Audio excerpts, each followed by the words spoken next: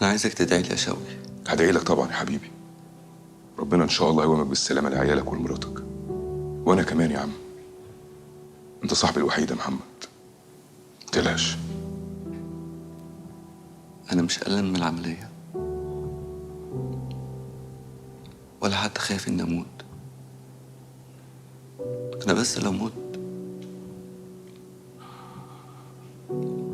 مصير ولادي يعرفوا ان انا عملت كده عشان خاطر الفلوس، هيكرهوني، هيقولوا اني ظلمتهم،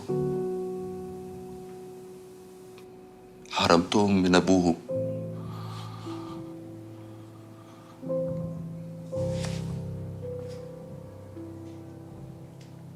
ساعتها مش هيفهموني يا شوقي.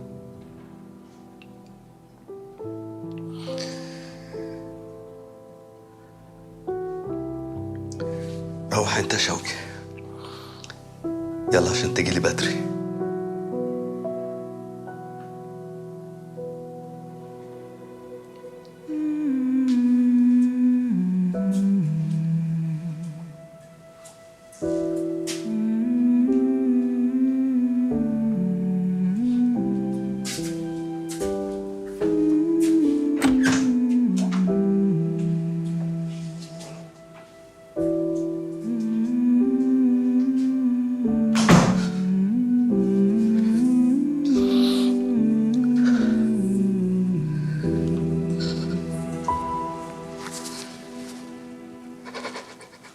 في البداية بقى يا أستاذ محمد، ممكن تعرف المشاهدين بيك؟ بتشتغل إيه؟ بتعمل إيه؟ عرفنا بيك.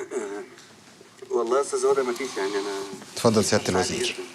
أنا جهزت لحضرتك كل الورق بخصوص ملف اجتماع بكرة. مؤخرا بقيت انزل اشتغل اوبر على عربيه واحد صاحبي. جميل. حضرتك مش هتروح البيت ولا إيه؟ الساعة بقت 9. الله. اتفضل. بس فجاه لقيتني مخلف 7 عيال وحياتي اتقلبت إيه مره ده يا واحدة. فندم؟ إيه كل العيال دي؟ احساسي كان دول إحساس عيالهم. جميل جدا. مخلفين 7 توائم. أسعد يوم في حياتي. هو ازاي ما حدش بلغنا بالموضوع ده عشان الوزاره تساعدهم؟ وانا صغير تقريبا مش عارف ان سيادتك، انا اخلف 7 توائم. بس هم بيقولوا إنهم مبسوطين وزي الفل، فتمام يعني. قدرت احقق الحلم ده. بقى بذمتك ده منظر واحد مبسوط وزي الفل؟ مش عايز اقول لك بقى على بقول لك حاجه بخلف 7 توائم. ده انا عندي 2 بس مغلبيني.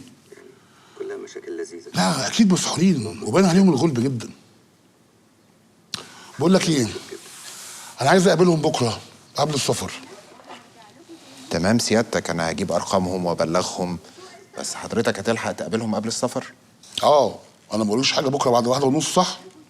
أيوة يا فندم، بس ميعاد الطيارة 4:30. خلاص خليهم يجوا 1:30 ما يتاخروش عشان ما نتاخرش احنا عن الطياره. أوامر سيادتك يا فندم.